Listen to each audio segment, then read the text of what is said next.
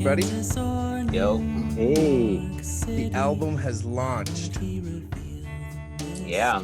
The album's out, and I'm waiting for my first vinyl that I'll ever own upon return into the United States. So I'm pretty excited. Seems right. How are you guys doing since the release? It's all right. Well, that's the times that we are in, right? And that's a lot of like what we've been talking about in these sessions where, you know, a record was written over a long period of time, over long distances, and all of that time and distance has a lot to do with the title of the track that we're talking about tonight, which is Kansas, New York City. Is that how I would say it? Mm-hmm. That's how I'd say it, yeah. Love the track. And what's the time signature on this? Number wise, I'll skip number wise, and I'll say that that the original lyrics are something like "Oh my heart, oh my heart, oh my soul, oh my soul," and so it's this Joey Lemon classic picking pattern that is just slightly. It's always in some odd time signature, and it's just. I mean, the song, you could strip away all of the stuff, all of the lush production, and it's just Joey Lemon and a guitar picking it's a very intimate feel, and it's very organic and biological feeling. And so, yeah, it's just like, I mean, you know, it's just like a heartbeat. It's definitely one of those songs in which that oddness, you know that it's happening, but it's just so poppy that it's as if it's not, and a guy like me can't really explain it but enjoys it.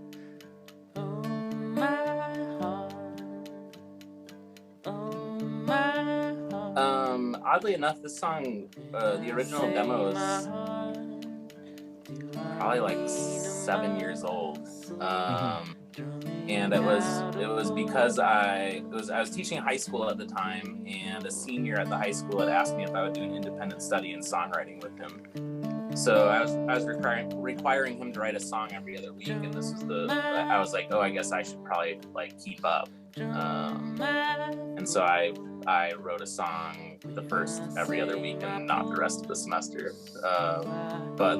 But yeah, it was the first song I'd written in a long time, and I don't think I wrote anything after it for a long time, and it just sort of lucked out and ended up sticking around, I guess.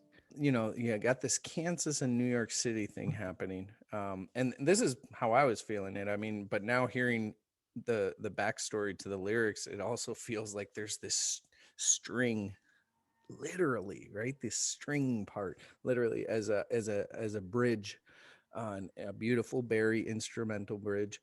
And then it ends with that hard hit that I was like desiring to kind of say, hey, we're going back into the song. Really well done. Absolutely love it. Want to hear who did that? How did that come about? How was it written? Who performed it? Throughout that instrumental bridge, Joey, you know, went through this very nice, you know, sort of circle around of chords that went to a different harmonic place than what we were doing on the bridge, on the verses. And then, you know, the rhythmic strumming that he was doing on his guitar was adding in these hits throughout the verse anyways, you know, bum, bum, bum, like he was hitting in these things. And so it just made sense after we did this sort of floating, nice sort of melodic exploration in the bridge to like go back to a big hit, to echo back to sort of what he had done.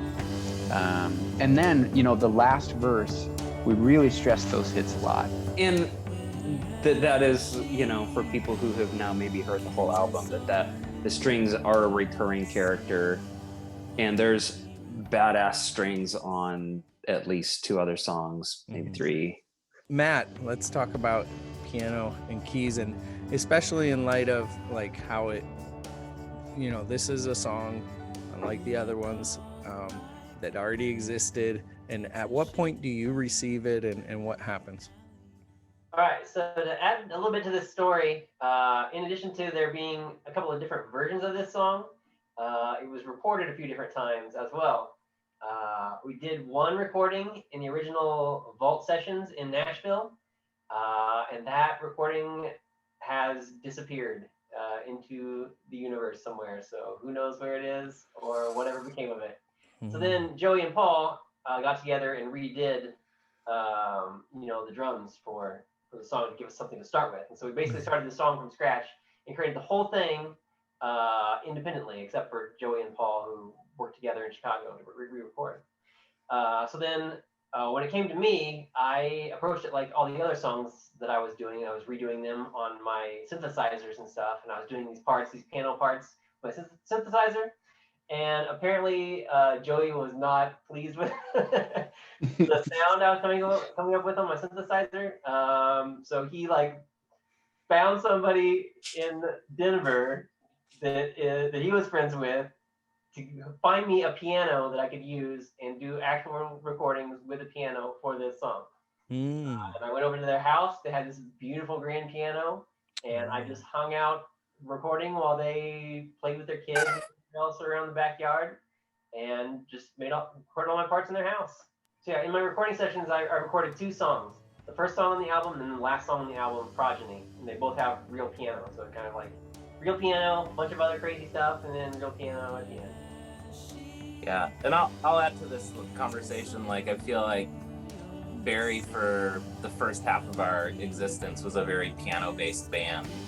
And we literally hauled around a giant stage piano with strings for most of our touring years. And so it feels a little bit like going back to our roots in a meaningful way, to have piano sort of bookending the record. So